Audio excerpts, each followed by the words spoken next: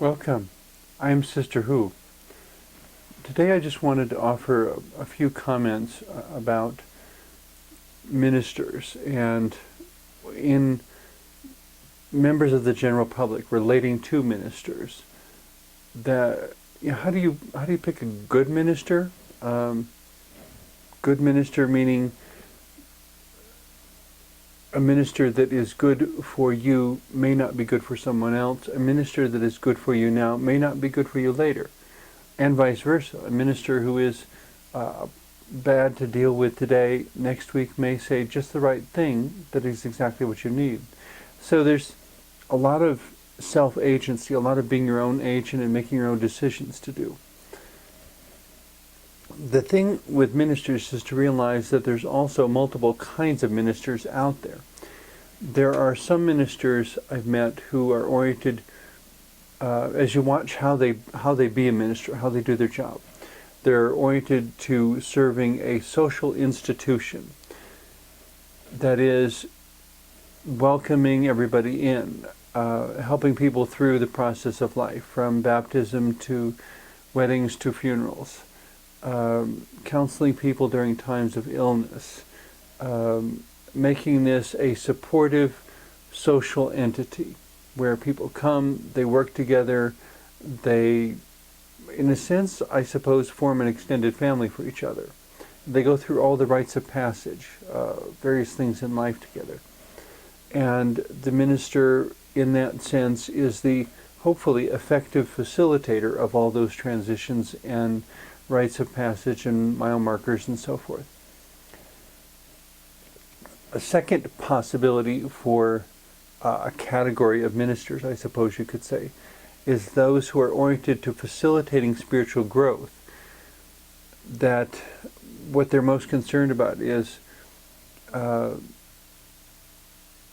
the people in their congregation, the people to whom they minister, are experiencing spiritual growth. They're learning, they're developing, they're increasing their knowledge of spiritual practices. They're increasing their understanding of the meaning of things. That's a whole other category of ministerial focus.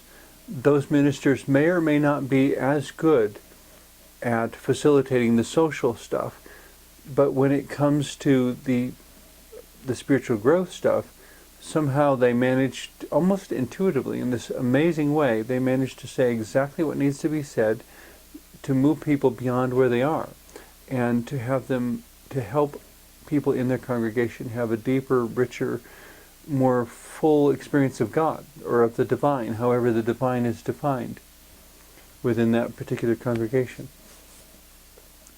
A third kind of minister are those who are intent on maintaining a moral standard. To them, it's not so much about the social activities or about whether or not people are growing, but about whether or not people in their congregation are being good, whether they're addressing sin or wrongdoing or evil or whatever word you want to call it, aberrant behavior. It's all about whether good behavior is happening or not, whether deplorable behavior is being punished or discouraged, or whether people are learning how to distinguish between the two. It's all about morals and moral standards. A fourth category of ministers, perhaps a little bit like some of the previous ones, are those who are committed to the preservation of a religious or spiritual system or perspective. That it's not so much about whether you're growing or not so much about whether you're being a good person or not so much about whether you're having lots of social events and getting to know the other members of the congregation or not, but in this case, whether the particular Wiccan circle or Lutheran church or whichever entity, it's about that entity going on as some sort of corporate entity.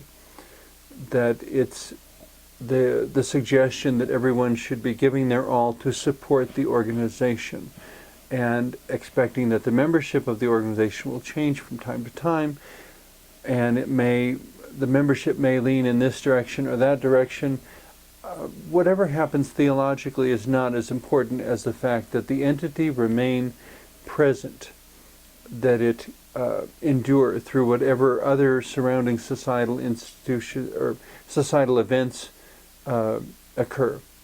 That if there's a war, heaven forbid, if there's an economic downturn, if there's a demographic shift, a neighborhood that at one time was primarily Italian, now is primarily Hispanic, and maybe 20 years later is primarily Asian, that the entity of a particular church or synagogue or worship circle or whatever endure through all those changes, even as the membership of the congregation reflects that change.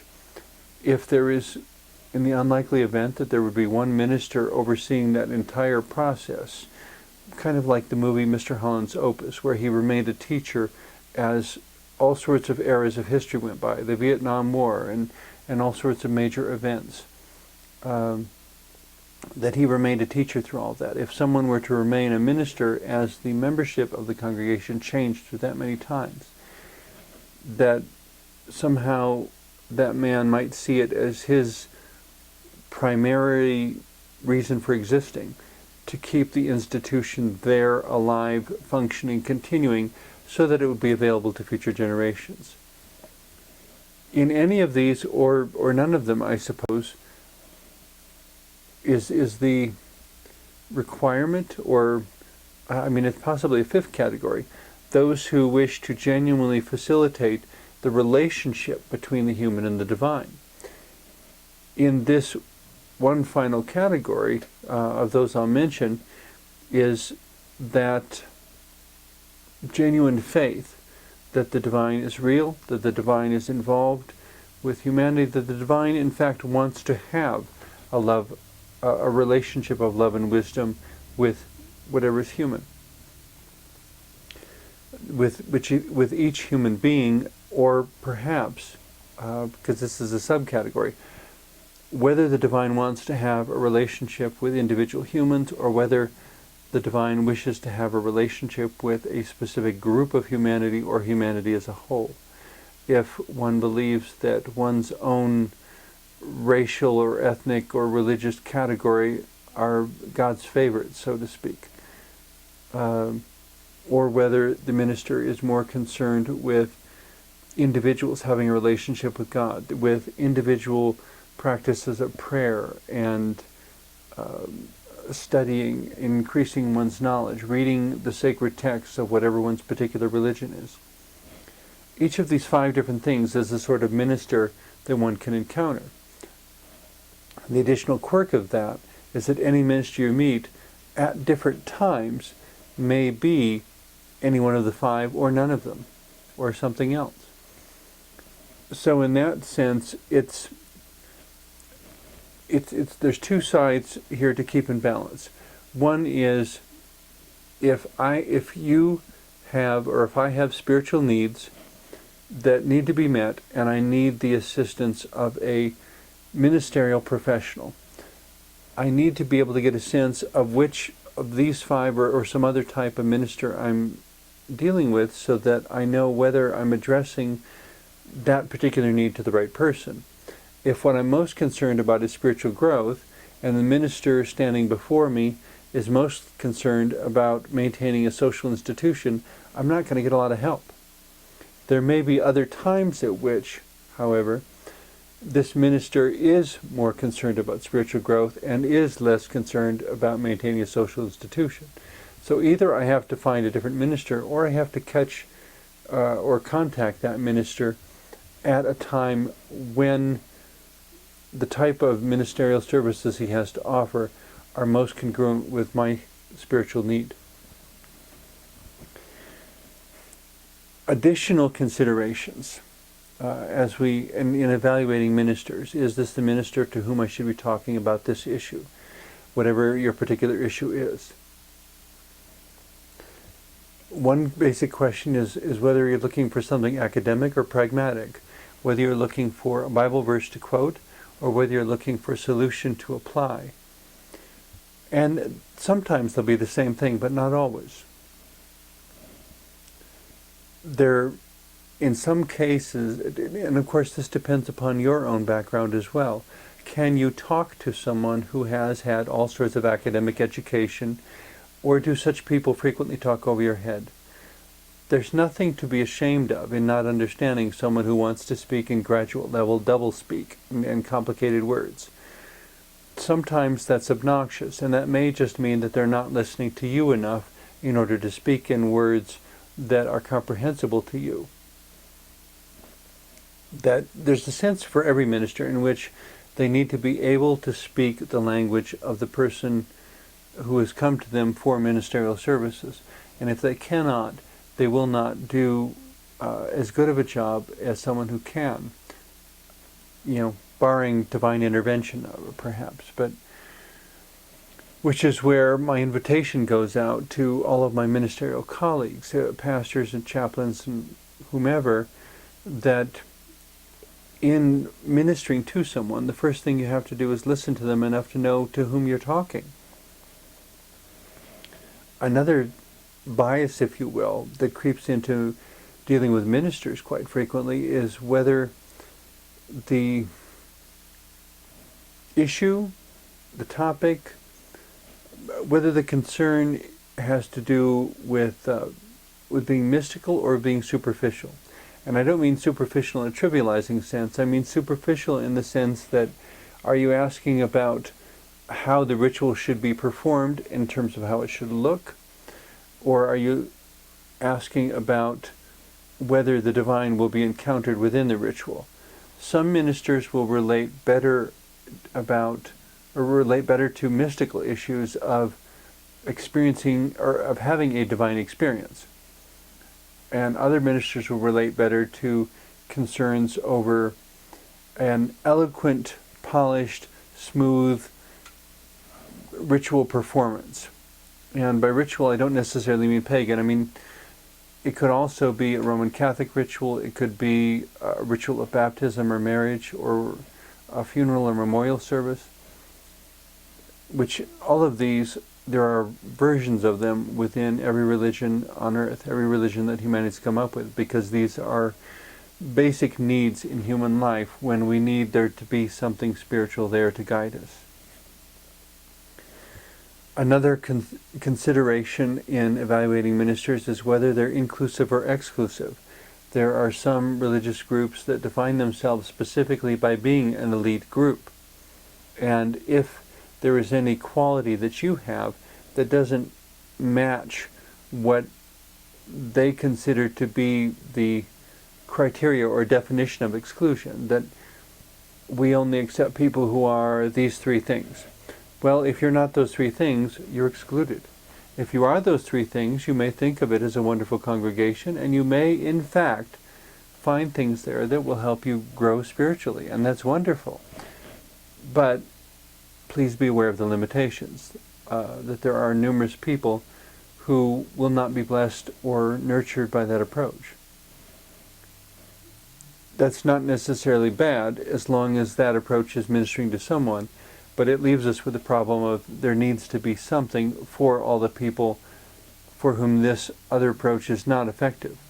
There needs to be something for them as well. There needs to be something for everyone, so that no one is excluded from having a relationship of love and wisdom with the divine.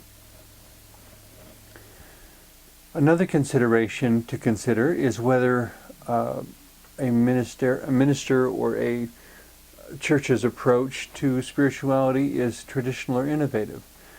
I recall one church with whom I worked briefly that was very proud of being very progressive and very upbeat and very modern. They would have guitars and drums playing along to the music in the service. And there's nothing wrong with any of that, but what I found a bit quirky about it is that they kept defining themselves as being out of the box. And over time what I began to see is that they weren't so much out of a box. They were out of the box of traditional institutionalized religion. But they had simply created their own new box, because anyone who was not interested in doing a worship service according to the style that they employed was not particularly welcome within their ministerial steering committee that, and in some sense not particularly welcome within their community. In working with that church, I discovered there were some elderly people in the congregation who really missed the traditional services with the pipe organ. And pipe organ is a wondrous instrument if it is played well. And to be able to enjoy that music and to enjoy the reverence and the depth that they recalled from their childhood and early adult years, because they had been in that church a long time. And my heart went out to them, but I wasn't able to find anything I could do for them, because I wasn't enough of an organist to simply stage a service on my own, and the rest of the ministerial staff didn't seem to support that. But everything had migrated so much to the modern contemporary approach that they were now attending because that was their tradition to attend. That's where they'd been. It was the only church they'd known for years. And so they continued attending even though the church changed. And I'm sure they got some sort of blessing out of the new style of worship also. But there was no allowance by the church to provide what would have been inspirational and helpful to those members of the congregation. My opinion was simply, they're members of the congregation. We need to meet their needs. This is about serving the work, not serving the church's new identity. But that's a criticism? No, not exactly criticism. It's a comment that could relate to all bodies of worship in every religion.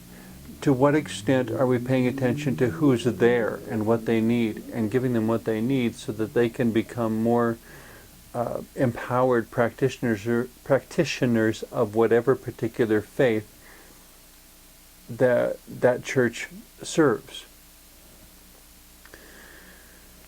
Another thing to keep in mind as we're discussing all these different modalities and all these different ways of doing worship and all these different ways of forming a church or being a minister is that the needs shift from time to time, that a diverse ministerial response is required, that some days ministers will be asked to facilitate a social institution, and at other times they will be asked to provide guidance to the pursuit of spiritual growth. That in addition to all that, there will be times when they need to help maintain their religious system, because if there is no church in which to meet, no communication line such as a church newsletter, the ministry of the church and the relationship between the administration and its members will clearly suffer. The dark side of some of these things, though, is when we allow them to become limitations rather than ideally just the empowerments. If, for example, one is concerned with the preservation of a religious or spiritual perspective, does this mean that we're not allowed to see anything else? What if the church or the synagogue or the mosque or the sacred circle or whatever recognizes this approach and only this approach to the divine? And what if the divine opts or decides to communicate with an individual who is present at that meeting in a way that is outside of the expectations of the ministerial staff? Are they supposed to say, "Shame on you, God, you weren't supposed to do that. We had a nicely organized service, and you stepped into our service and made a mess of things by giving this person a vision or an experience that really wasn't part of our program"? It obviously is extremely absurd suggestion to even make. In a similar fashion, if a minister becomes primarily concerned with sustaining a moral standard, how do we facilitate developing discernment in the membership so that they're able to make wise and loving choices during what you might call contextual exceptions? As if saying, the this is wrong unless if, for example, okay, if you say it is wrong to kill except in moments of self-defense, that's an exception to a moral rule. The question then becomes, was it self-defense or not? A controversial law in Colorado was the one that said if someone breaks into your home, you don't have to wait to find out whether they're armed or not before you defend yourself with lethal force. If someone breaks into your home, you're allowed to kill them, and that is considered defense of yourself because you didn't know whether they had a gun or not, and you weren't going to flip on the light and do a search before determining that yes, you should take action to do something because you might get killed in the meantime. It's judgment calls like that where we have to say, yes, what is the context? And what is the answer? Well, it depends. What is the context? To be effective people of faith, we have to be able to look at what the context of a situation is and then use discernment to determine what is right or wrong in that situation to the best of our ability. We don't have all the information. We have to make our best guess because life remains a very unpredictable place.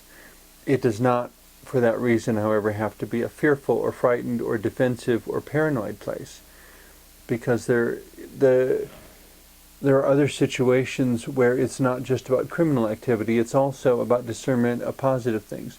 Is it better to do this or is it better to do that? To me, developing spiritual maturity is developing the skill of discernment so that you don't have to go only by a rule book, and anything that's not in the rule book, you simply don't have an answer. If, for example, there is no verse in the Bible that says it's okay to go 5 miles an hour over the speed limit if you're in a hurry or on the way to the hospital, well, of course the Bible couldn't say that. There were no cars to be concerned with at the time the Bible was written. That's where a minister's primary job comes down to the development of discernment, that teaching people how to think through things and pick wise and loving situations without giving them an additional rule book to follow, because in very short order it would wind up being too many rules for any person to remember, and the book would be so thick we couldn't possibly carry it around with us. Which brings us back to that point of discernment, that we need to ultimately build the faith inside of ourselves. And to do that, occasionally there may be a need for a minister. And that's where we again exercise discernment, trying to find the minister that will most effectively empower us within the situation we're facing. And recognizing that sometimes it won't be the minister that to whom we've come with all of our challenges throughout our lives. It may be somebody totally new.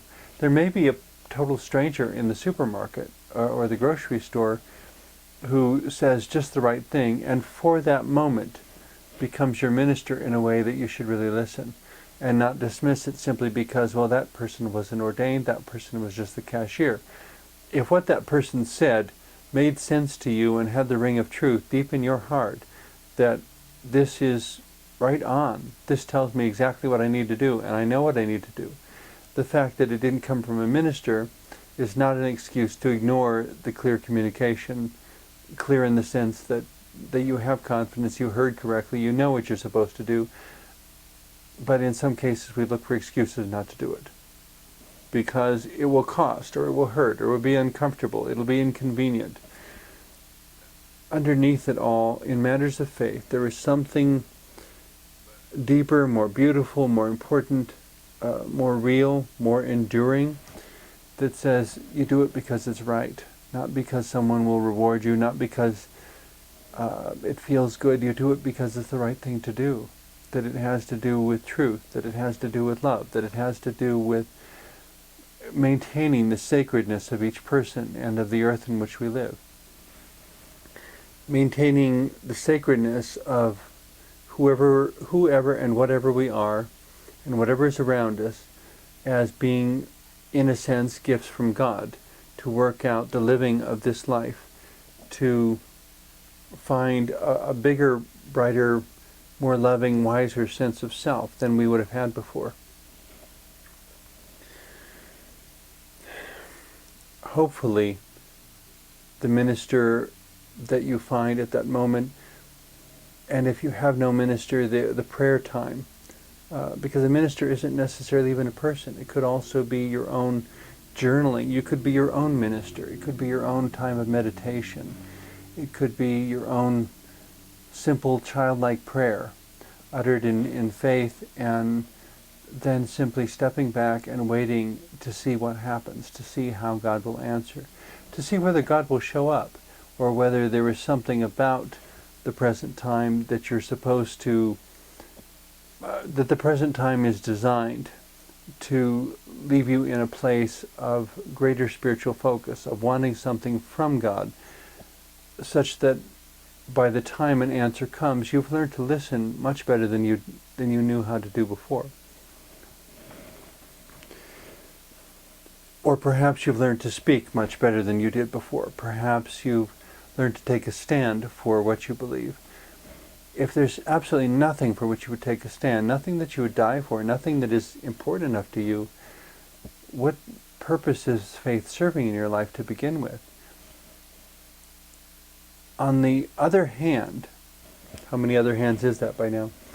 On the other hand, if what you need right now is a social institution, is a sense of family, is a sense of community around you, there are ministers in churches who are very efficient and effective and expert at doing that. If what you need at the moment is spiritual growth, there are ministerial services available that can do that. But you have to have sufficient self-awareness to figure out what it is you need. And if you don't know, you can even throw that up in prayer. I don't know what I need, God, but I'm feeling like something's lacking. Please help me to figure out what it is. And then wait and trust. And as you learn to listen, as you learn to trust, I believe the answer will come. That those who have asked God to manifest, to guide them, to show them something better than what they've experienced so far, that the divine will answer by some means, and that you will know what it is you need to do. If you are patient until the answer comes. Sometimes it takes a few days, a few weeks to develop, but it does always come.